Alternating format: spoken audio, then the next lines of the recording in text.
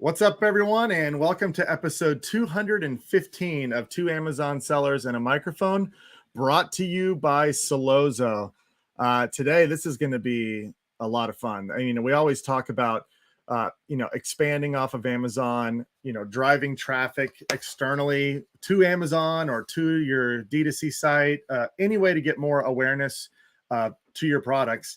And so today we've got the founder of BrighterClick, Colby Flood, joining us to talk all about, we're going to spend a lot of time talking about how to triple sales with PR content. I'm really excited about this. I know Chris is too. He has been experimenting with this as well. So I've got lots of questions, but Colby, thanks so much for joining us, man. How are you?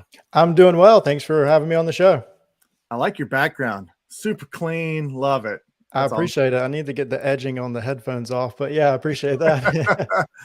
That's awesome. But I can't wait to dive into this. I mean, there's, selling on Amazon or selling anywhere, selling any product, it's very competitive. Trying to get as many eyeballs on your either Amazon listing or on your storefront. That's the name of the game. And so we're always looking for ways to increase that. So I can't wait to dive into this, but I would like to give you the floor. I know a lot of people are listening. They may not know you. They may not know BrighterClick. I'd love to just give you a few minutes just to sort of go into your background, how you got into this space to begin with, what made you want to found BrighterClick, and what you're doing for your clients. So I'll give you the floor for a few minutes. Take your time. Yeah, Dustin, I appreciate that. So I started BrighterClick in 2019. We are a paid social agency that focuses on working with e-commerce companies for Facebook and Instagram ads. And I started in 2019 with a core mission of being education first. So there's a couple of facets to that. We want to be an educational opportunity towards our team members, towards our employees. I don't have a college degree. I had to teach myself everything: Google, YouTube, books, everything from seat time and just from self-learning. I understand how important that education is, and I want to be able to extend that to the team members that we have. And then we want to take that and transfer it to our clients. I've worked with in-house as a marketer before, and I always saw a disconnect between the agency and the client because there was always a wonder of what's going on, what's the agency doing? We haven't heard from them. We don't understand what they're saying when they tell us things.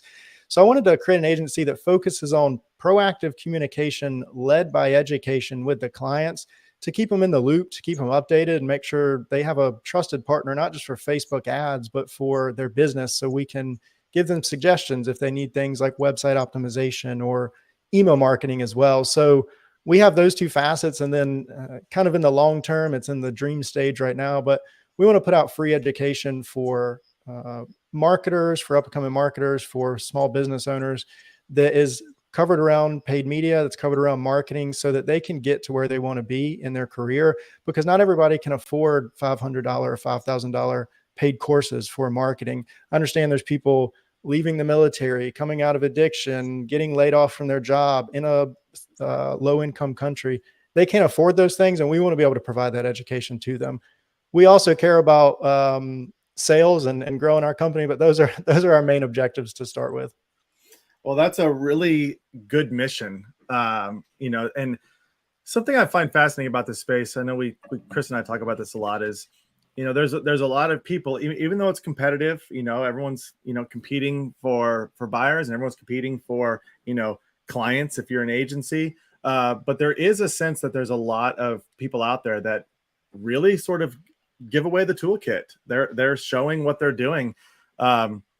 It's also a brilliant marketing strategy because if people like it, they're like, wow, I love what he's saying, but I don't want to actually implement that. Maybe he can do it. But that is a great mission. And I want to touch on something because you brought it up, the not going to, like you said, not graduating from college.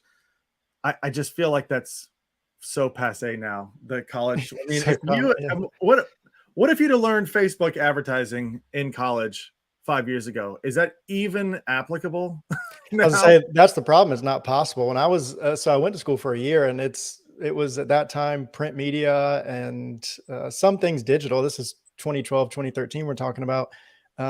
It wasn't there. The courses weren't there. It wasn't up to date. I think some universities are starting to get there, but it's still, I find that seat time and doing it and learning it from courses and things like that online is the best opportunity.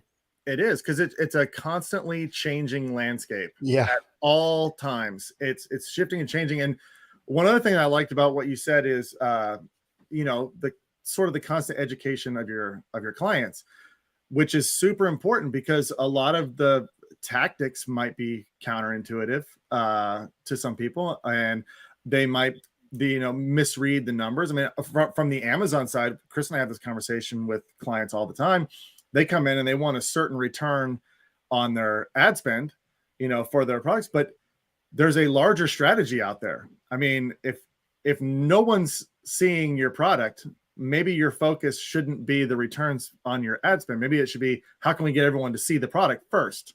Maybe we want to take a loss on advertising early on to get exposure, to get data rolling in. And a lot of those concepts, I think, if you're an agency that's doing this and the communication isn't there, it is a bad look when the client gets it. So there has to be that education. I'm sure your clients appreciate that transparency and that educational. Yeah, and that's our goal with it, is like, even in the initial contact we have with our clients during the sales process, we run an audit and really let them understand Facebook ads. Yes, I mean, that's all we provide. So I want to say that can get you a return on investment, but there's other pieces to it. Your ads can be good, your audiences can be good. How's your website performing? Do you have a multi-SKU store, and can you do cross sells to increase lifetime value? Can you continue to get purchases that way? We did an audit on an account one time. They had 38,000 first-time purchases and 1,500 second-time purchases. There's an immediate opportunity for Facebook ads. You need to be running loyalty campaigns. Where's your email drip sequence? Those types of things. So yeah, we only provide one service, but we definitely try to educate on how the bigger picture makes you successful. Even if it's just considering being successful with Facebook ads, you have to have multiple moving parts: SMS, email, all those types of things as well. I want to talk about like the very beginning stages. Like Dustin and I, we look at Amazon listings before you run ads, like to make sure that their listings are actually optimized and it has good content on the listing so that the ads convert. I'm assuming it's the same kind of process when you look at somebody's website, like making sure they have a dedicated website that actually is optimized for conversions. But that sounds easier than it really is. Like Dustin and I have our own Shopify accounts, but it may make up 5-10% of our total sales overall. So when you do that audit, when you look at somebody's site, what are you looking for? Like, what are some things that sellers can do to their Shopify account to just get better traction and get those people to convert that are just leaving? Yeah, that's a good question. So in that audit, we start on the Facebook side, and there's some things we do with campaigns and stuff like that. With our website side, we look at the metrics. The first thing is, what is your landing page view percentage, if that's applicable? If you're below 80%, right, you need to do a speed check on your website. You need to make sure that people are actually hitting your website. If you can't even get people to the sales source, if you can't get them to the 24-hour salesman, which is your website, you're having some issues, right? So that's the first step we look at, is how can you improve your website load speed. The second thing we look at is going to be your SEO markup. So your schema markup and your metadata markup and your alt tagging. And this is specific to if you have a website for your product. One thing we've learned, and Dustin, like you were saying earlier, it changes all the time. Post iOS 14.5, now everybody's moving to broad audiences, bigger audiences. We're losing all this tracking. And to do those effectively, you really need to have good schema markup on your website. Schema is like the English language for the bots that crawl your website from Google and Facebook. If you have proper schema markup and you have proper alt tagging on your images, the bot can understand who you are and what you sell, and then better finds audiences on Facebook. Like, for example, you're targeting 5 million people. Facebook's targeting 200 here, 100,000 here, 400 here, and it's finding sub audiences that way. So we look at their schema markup and their just their back end SEO setup that way, and then really start going through the user journey and understanding, like, for example, is your add to cart button above the fold on mobile and on your desktop? Do you have is your shopping experience confusing, or is it not confusing? We worked with one company that it has like a product, but they sell it in quantities of 2, 3, 6, and 10.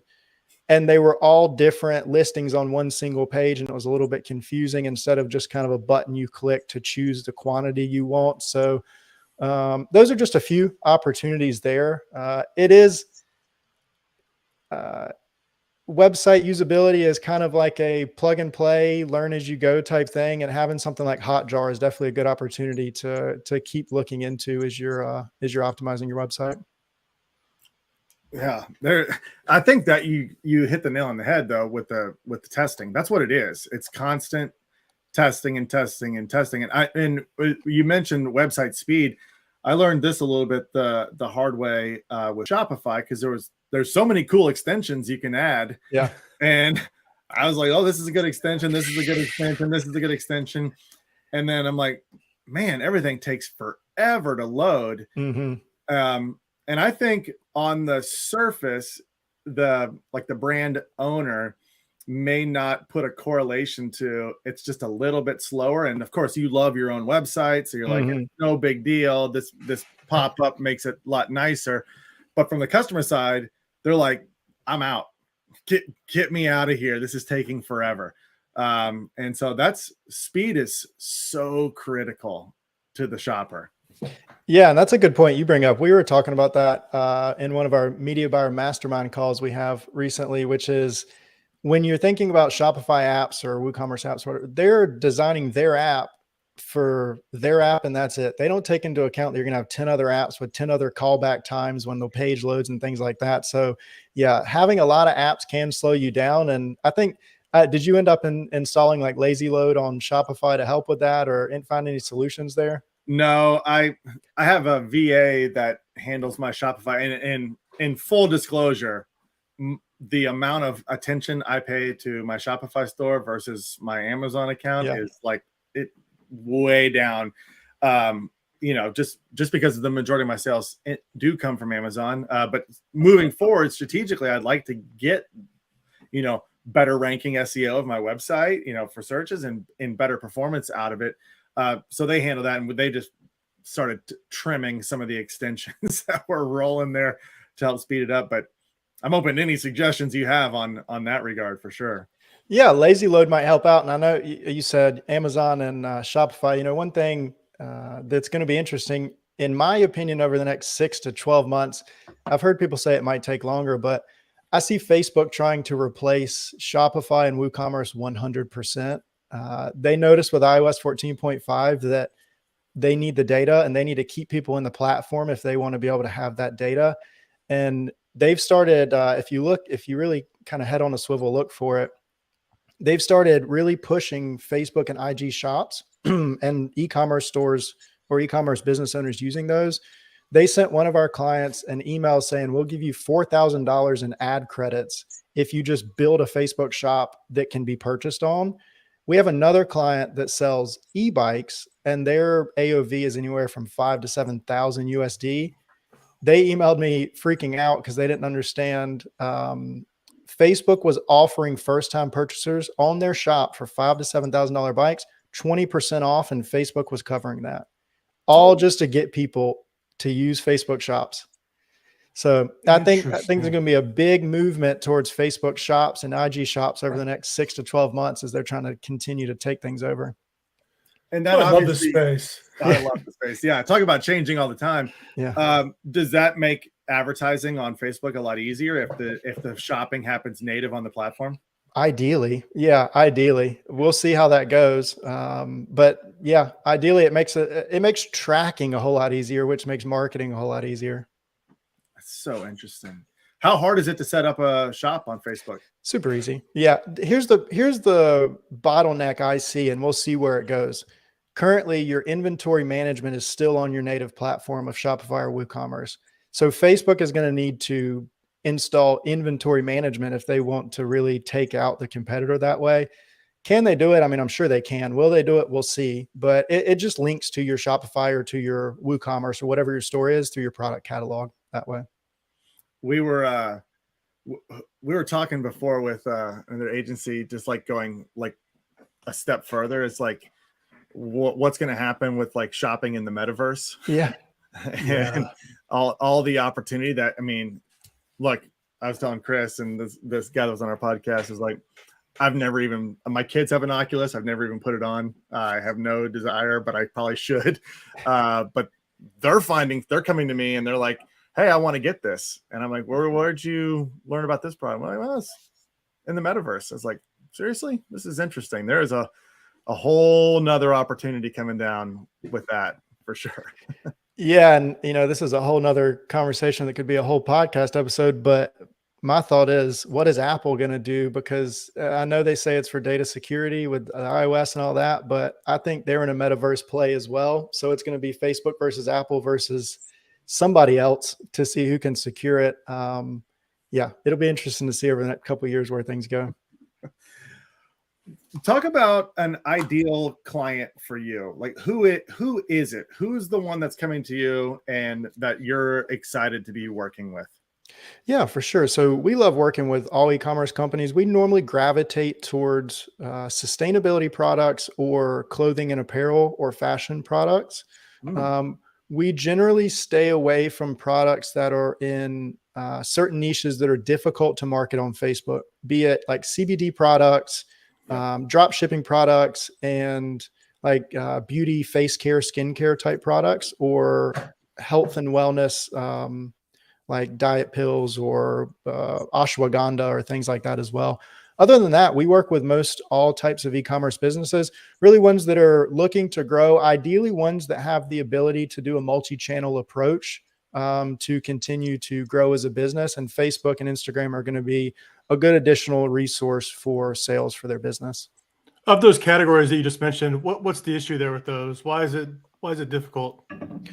Beauty, because most of the time your copying, your images are going to get rejected because it's focused on personal, I'll just say attribution. And that's a direct violation of Facebook. So they're normally always going to reject your ad, and then you have to go through a review process. And then your CPCs and CPMs are going to be super high because what you're marketing, and it's very competitive.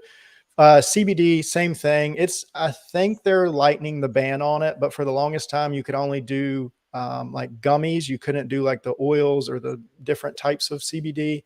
And then for drop shipping, I haven't seen it on Facebook as much, but Google is very against drop shipping. And I think Facebook is moving that way as well. And they try to, like, Google will block ads for drop shipping, and Facebook really tries to stay away from it as well. And then same thing that I said with beauty, with like the ashwagandha and the I'll say like the unbranded health products, is that a lot of times the messaging is focused on something about personal attribution or health, and you're going to get blocked and potentially get your account taken down because so many rejections that way. So it's just there's a lot of hoops you have to jump through for those types of products.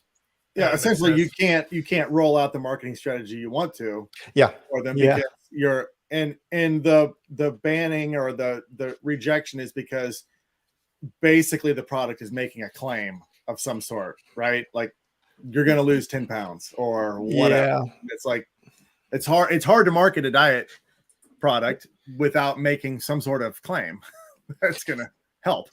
Yeah. Because I mean, like you think about it, like with the marketing psychology behind it, like the true thing that sells the supplement versus the diet plan is time to completion is what I'll call it, right? This is going to get you there faster, your ideal goal. And to market that, you have to talk about it in the ad, and you can't do that on Facebook that well. So yeah, it can be difficult there. Talk about, I want to chat about Facebook ads and running those and setting those up. I was doing ads it's probably been about a year now since I've done it, maybe a year and a half since I ran an ad. But all our focus has just been straight to Amazon landing pages or either list building, get them in a funnel, create an email list, and then promote that list or send that list promotions when you get new products. What's it look like on the other end? Like, I've driven traffic to a Shopify account or to a Shopify store, my website, but conversions just not happening. But when you set those up, what are some main steps you got to do when setting up just a generic Facebook ad? Yeah, that's a good question. So I'll just kind of unravel the strategy that we use and walk through that.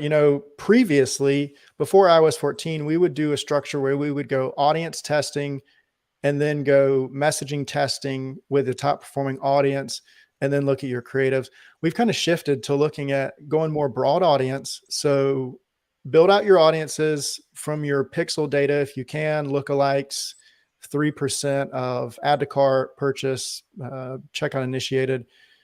Build your broader audiences and then focus on finding the creative and the copy that really has the best CTR, CPC, and CPM that way.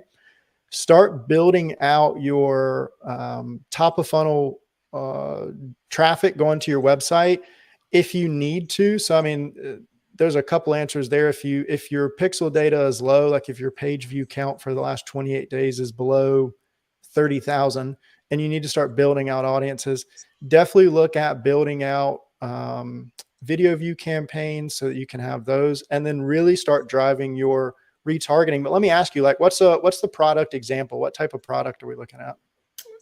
Give me like a fitness product. Okay. So like something like a resistance bands. Let's just use what Dustin always talks about. That's resistance bands. Yeah. So I would say really focus on tailoring your content top of funnel towards finding your ideal audience. So video view campaigns that are with the product in use, benefits of the product that way. Run 45-second, minute-long videos, and then start building out some retargeting audiences that are 50% view or higher that way. So you can retarget those people to drive them to the website. Really dial in on your audiences for top of funnel direct to your website. So let's say like 5 to 10 million user size audiences for competitor products, for let's see, influencers in the space, magazines or news outlets or like publications that are relevant to fitness, complementary products or competitors that way.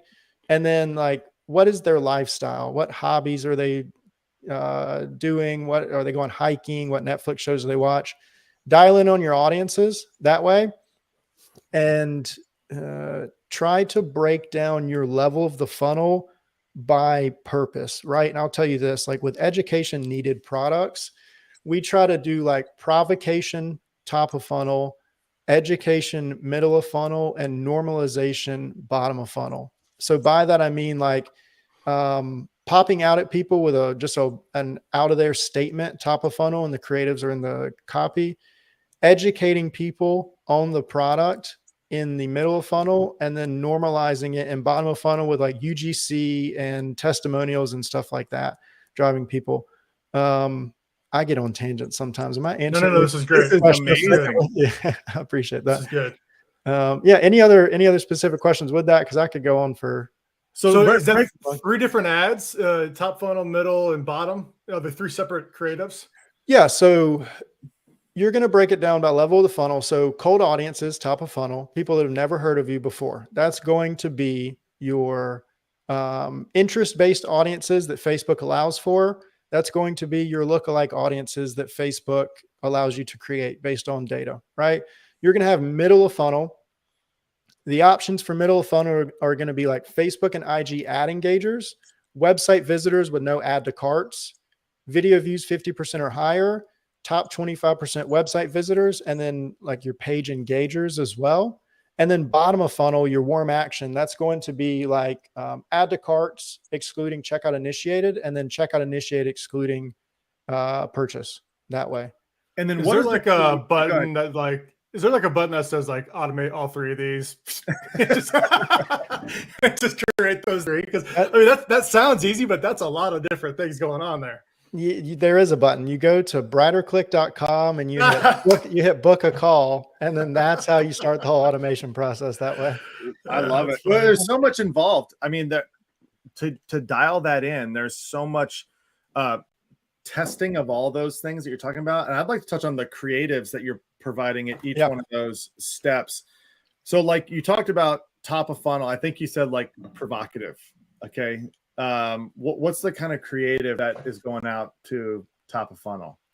Yeah. So if we're looking at provocation specific, we worked with one brand that was like a new style toothbrush, and they had a great copywriter, and the copy we were putting is like weird, but it works. So it's like, it makes you look at it. It's like, well, it is. I mean, that is true. It does look weird. It was in the shape of a Y, so it just fits straight into your mouth, but it does work. Right. So sparked that interest. That's for like education needed businesses, right? Things that are not clothing, things that are not things people are already adapted to. With products like that, like the one that you're looking at, I would really be focused on. So we break down creative in different structures. You can have like lifestyle type creative, which is photography of people using the product, right? Lifestyle, but it's like more professional looking. We have like just product or flat lay photography, which works well with clothing. One thing that works well is combining the two into a type of creative. So all those you can do for top of funnel. And then you can even look at user generated content. Now I will say video UGC right now is very expensive. So go towards image. But image UGC is a great opportunity. We have color changing GIFs that way, but really at the end of the day, every ad account is different, and you can run one business on multiple ad accounts and you'll get different results. So I would say test with a purpose, create structures with your creative, create structures with your messaging that you're putting out there, and really focus on finding out what works best with your business. There's one business that we worked with and we did a lot of PR type content for, but one thing we noticed for them is that their founder story was the best running type creative and copy in the top of funnel. And then their PR content was the best running type of creative in their middle bottom of funnel that way. So hopefully that gives you a good insight there. Sure. What kind of budget are we looking at here? Budget and time frame. How long do we let these ads run before we decide to do new ones or whatnot? Yeah, that's a good question. So if we're looking on a monthly scale of budget, your AOV and your break-even ROA can definitely come into that. I would generally suggest starting at like a 3 to 5K a month budget for ads. How long are you letting them run? There is delayed attribution now on Facebook. You can turn off an ad set and 2 days later it shows purchases and you're like, oh, I should have left that running. So I would say look at in terms of what is your ideal CPA. And if you're noticing that you've spent 2 to 3 times your ideal CPA with no purchases, start doing some changes. And if you notice that you have spent and got purchases, but your CPA is coming in at like 1.5 or greater, what you want it to be, definitely go ahead and either refresh the ads or cut that off and then start something new. The middle of funnel, you're talking about education type. So if you take that example of resistance bands, then a good creative in the middle of funnel would be like workout routines or something like that where you've got maybe a trainer walking through a small workout routine that somebody could do right now if they had the product. It definitely could. Yeah. So workout routines, we're even seeing TikTok style reels videos work well like that for top of funnel, but yeah, it could definitely work for middle of funnel as well. Educational that way. Education on like comparing, I say us versus them, but like, let's say with bands versus without bands, like things that, you know what I'm saying, can be done versus can't be done. Think about what is the person's ideal endpoint, right? So is it losing weight? Is it toning up? Is it being on the beach? What are they really wanting to get to? And how do those resistance bands shrink the time to completion or shrink the time to getting to that point right there? And if you can do that and you can really show you're getting them there safely at a quicker rate, content like that, education wise, will be very helpful there. So it's really hitting on the emotion of what they're looking to achieve. iOS 14.5 reminded us, right? At the end of the day, marketing is marketing. Facebook ad used to be throw money in, get money printed out. It's really going back to who's your customer and what is their messaging and like what is the target message you need to be sending to them. So yeah, I would say definitely agree with that. Yeah. It's like some things never change, and that's never going to change in marketing. That's marketing 101. You mentioned PR content. Okay. And I'd love to spend some time talking about, the impact of PR content. And we can start with what is PR content for anybody who doesn't know, like just start there. What is that and how are we getting that created? That's a great question. If you want me to be completely unfiltered, one thing I feel like I've learned is PR content is the ability to spend money. But with that, PR content can be anything from being featured in Forbes, MSNBC, Entrepreneur Magazine. It can be being on your local Channel 9, Channel 10 news.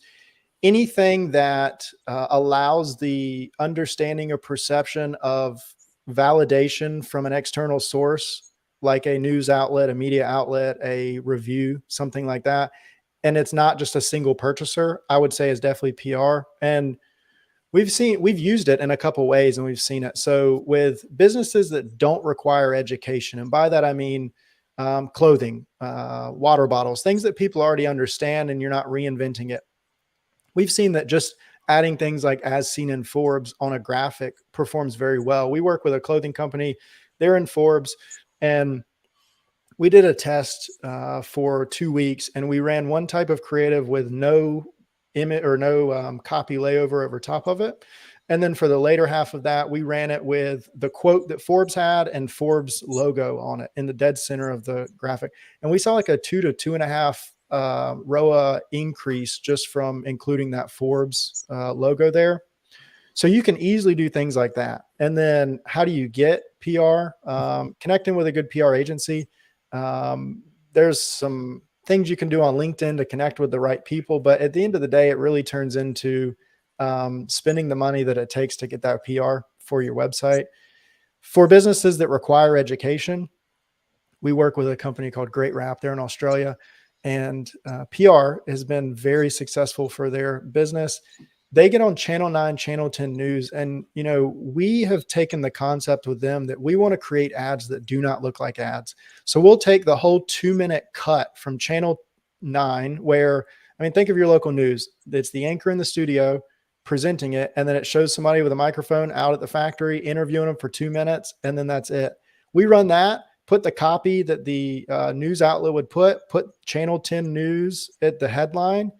And what you see with that is people don't take it as an ad. They take it as Facebook content. And on a conversion campaign, and I can't emphasize that enough because you're paying for conversions, we would see thousands of likes, hundreds of comments, hundreds of shares.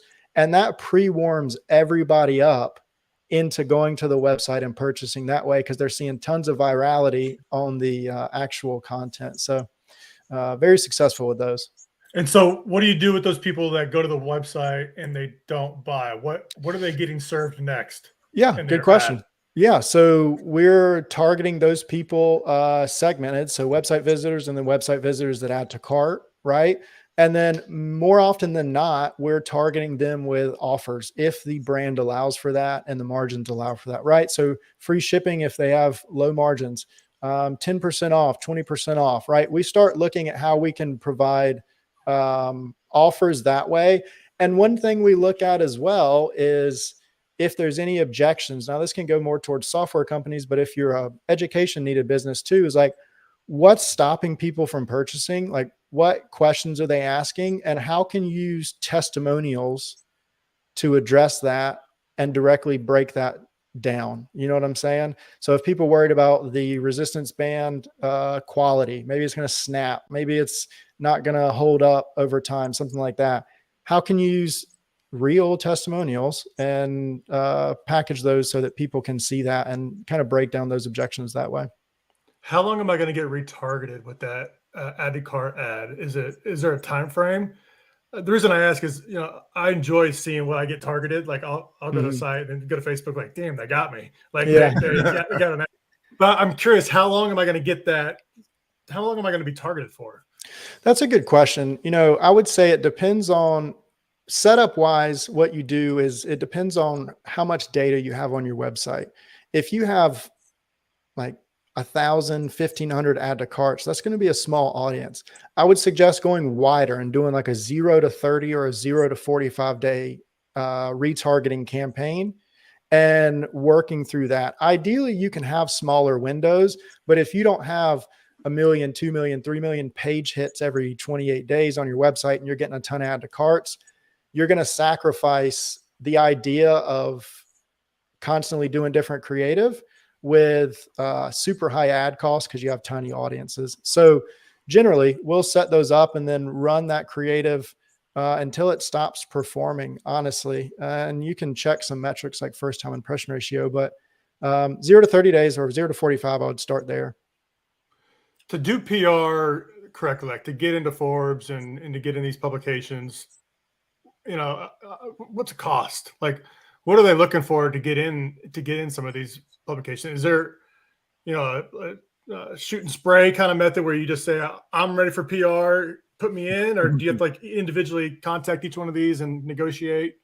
What's that look like? That's a good question. So we generally outsource that to the PR agency, and different agencies are going to have different prices. I know at least for Brighter Click to get in Forbes, for what I've been quoted, can be anywhere from like 2 to 6K just for anywhere from a quote to a feature.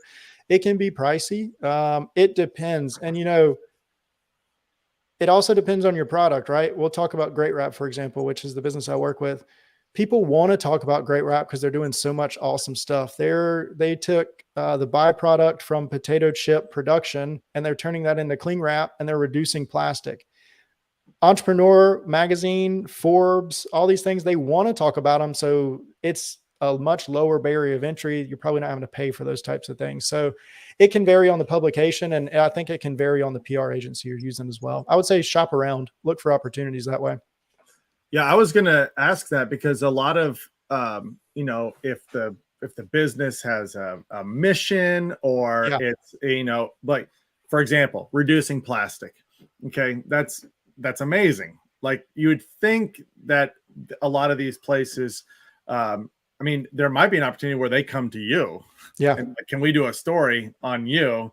And I don't know if they would just do the story or if there's still some sort of fee you would have to pay to get on there. But even like like you're talking about the news story. I mean, those news channels, they have to fill a half an hour every day with content. They've got to be looking for it. And if there's a really cool like founder story or a mission or something, I would think that would be a lot more attractive to them for sure. Yeah. And you can always look at, like you just said, those places are trying to fill their time slots. Publications online are trying to fill their pages as well. Things like Help a Reporter Out. So HARO.com, you can always sign up for their email list and then get those emails every day and look for ways that you can give quotes and things like that. And you're featured in, right? So there's opportunities like that as well. Help a Reporter Out. Yeah. That's awesome. I didn't even know that existed. Yeah, check it out. You get an email every day with like 100+ possible links to articles broken down by business or e-commerce or marketing or whatever it is. What are some things that you see moving forward? Some trends. Where do you see marketing for e-commerce going in the future? Into goggles and into metaverse. Yeah, it's going to be an interesting time. We have things like Amazon that is offering their shipping opportunities if you're on Shopify and things like that. We can see they're wanting to maintain their market share. And I think Facebook and Instagram is doing the same thing right now with Reels. They're trying to combat TikTok, but Facebook and IG shops as well. I think it's going to turn into an interesting ecosphere where the platform you're marketing on wants to also be in charge of your website or in charge of your point of sale, if you will. Facebook and IG is rolling out shops. And I think that there's a great opportunity that they're trying to achieve, which is eliminating the need to go to a website to make your purchase, because Facebook and IG shops, in theory, is a stepping stone into a metaverse where they actually own your digital store and people can purchase that way. So yeah, I think that it's going towards platform owned. I think Apple is working on something like that in the background as well. We'll see where that goes. I think if Apple comes out with glasses, they will far exceed anything that Google or Snapchat ever did with glasses technology. So no, it's not a direct answer, but yeah, we'll see. I think it's all going in the metaverse somehow or another. Yeah, I see that too. I mean, just from our perspective, where we're sellers, where Amazon is our initial launch point. That's where we're trying to get. I mean, that's where a lot of people start their shopping. So you can really launch a brand very well on there. To that point, if I invent something brand new that needs education, the Amazon's not the best place. Actually, it's more of a strategy like you were talking about, where you have, if somebody showed me something that's shaped like a Y that goes in my mouth, I don't even, is there even a search volume for that keyword on Amazon existing? Probably not, because nobody knows to search it. So you have to start it elsewhere. But what my point is for us now, there's so many marketplaces that are really trying to keep customers. It's like, now it's like Walmart, Target, Home Depot, there's a million. You could go on the list. They're all trying to create these marketplaces. And I think just like anything else, just like a social media strategy, you have to test all the different platforms. Mm-hmm. You have to be there at least to continue to grow. And obviously some of them are going to die. Some of them are going to succeed. Some of them are going to be the leaders. Yeah. It'll be really interesting to see how all that plays out. Yeah, that will. And, one thing too, is this movement with influencer content and things like that. And I think that I just saw recently that Twitter has partnered with Polygon Network, which is a blockchain, like a crypto blockchain. And they're going to start using a stable coin from the Polychain or from the Polygon Network to pay creators that way. So on Twitter, directly on Twitter. So it's going to be interesting to see how that blockchain technology and influencer and micro influencer push starts really affecting e-commerce as well as they continue to grow. Yeah. It's going to be crazy. Yeah, it is be crazy. And for a brand owner whose primary focus is how can I make a really good product? How can I get my supply chain right? They're focused on that. This is just a million other things that they just don't have time to do, but they're integral into their overall business.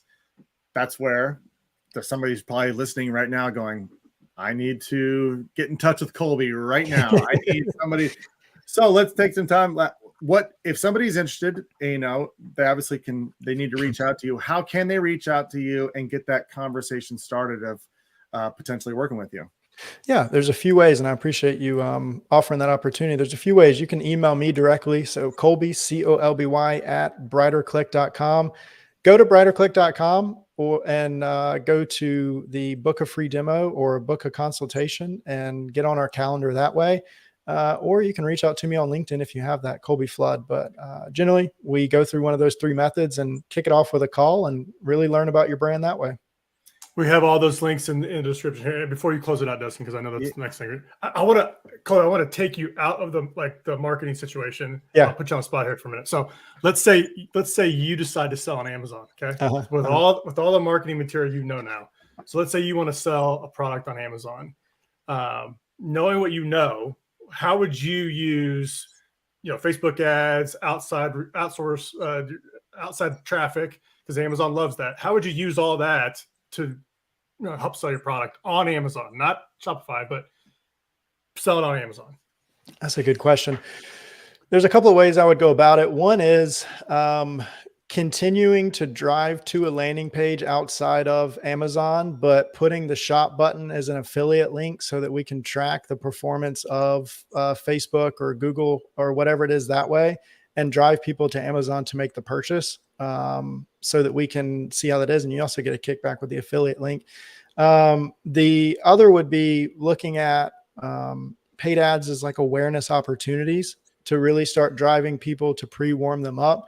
And, the third I would say is really cashing in on all these organic opportunities that are TikTok, that are Instagram Reels, that are really driving a lot of action right now at a very low cost, as long as you have the right type of creative and the right type of content on those platforms. Boom. Colby, didn't even miss a beat. No, just boom, boom, boom. Clearly an expert.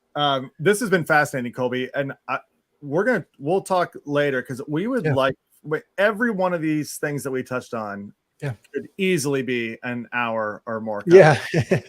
We flew through a lot of things, and I know a lot of people listening and watching got a ton of value out of that. I know we did, learning some different tactics and strategies to roll out. So we'll be in touch about getting you back on and maybe going specific topic for a whole time. But it has been fun. So thanks so much for joining us, Colby. It's been a blast. Yeah, I've enjoyed it, and I look forward to potentially coming on again. It was a good show. You know it. Well, everyone, thanks so much for tuning in. Make sure if you're interested to reach out to Colby at Brighter Click. We'll put everything in the description so you have all the ways to contact him. So we really appreciate everyone tuning in. If you like content like this, if you like tuning in and learning some new strategies that are going to help your e-commerce business, make sure you're subscribing to our podcast. You can also see all of our live streams on Solozo's social media channels, LinkedIn, YouTube, Facebook. They're all there. So make sure you turn on notifications so that you get notified when we are going live with amazing people like Colby. Additionally, real quick before we head out, if you are currently selling on Amazon and Amazon advertising is taking a lot of your time, or you're confused on the results, or you need help optimizing your campaigns, that's where Solozo can come in and help you out. You go to solozo.com right now. You can book a demo, talk with either Chris or myself, and we will show you the power of our platform to completely automate and optimize your Amazon advertising. All right, everybody, that's it for today. Thanks for tuning in. Thanks, Colby, for joining us. We will see everyone next time. Have a good one. Thank you.